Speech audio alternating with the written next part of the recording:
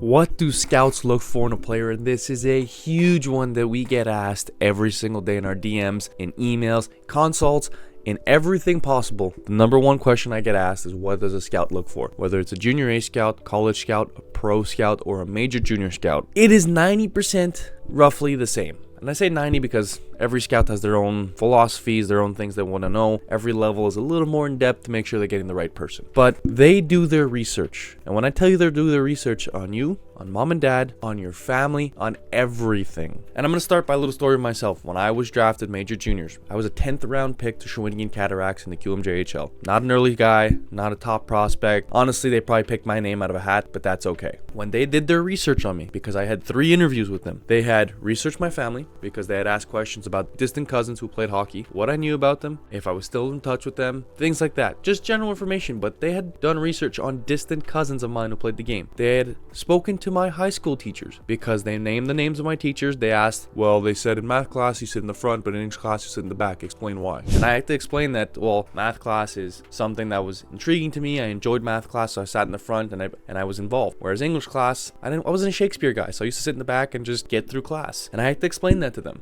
They spoke to past employers, summer jobs I had. Was he a hard worker? Was he dedicated? Was he always on time? Was he late? Did he give you attitude? They obviously spoke to my parents to get a better idea who I was. They looked at my report card. They spoke to my coaches, my off-ice strength coaches. They did digging, and I was a 10th round pick. I was not a top prospect again, and they did digging on me like that. When we went to the interview, my 3 interviews were about an hour and a half each. Asking me questions about my hobbies, my work ethic, what I did in my free time, what I did on my days off, how I recovered, putting me in different situations. You're out with the guys and, one guy does something he should not be doing. Do you rat him out? Do you stop him, or do you just leave? And your answer matters. What you answer matters. And it's a difficult question because there's no right answer in that one. Technically, you rat the guy out, you're a bad teammate, the guys don't like you. You don't rat the guy out and walk away and something bad happens, you're the wrong one for not stopping it. You stop it and don't tell coach, but it escalates, gets out of hand, everybody's in trouble. So there's technically no right answer, but the way you answer these questions, the way you explain yourselves to them is a big part of what they see in you.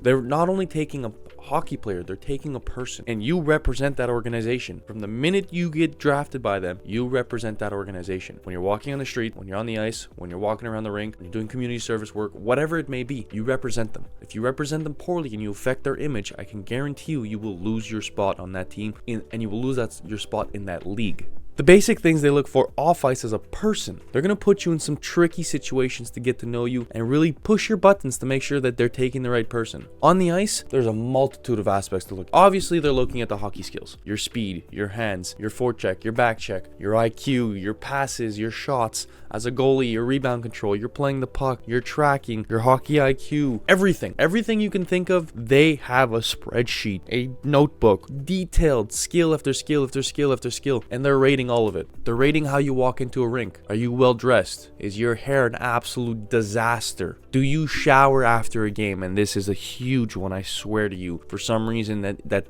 isn't doable anymore. When you show up to a scout, you're still sweaty, you smell awful from your gear, it doesn't look good. When you're wearing a suit that's way too small for you or way too big for you, it doesn't look good. When your hair is an absolute mess, you look like a mop because you didn't take care of your flow, doesn't look good. You have some crazy haircut.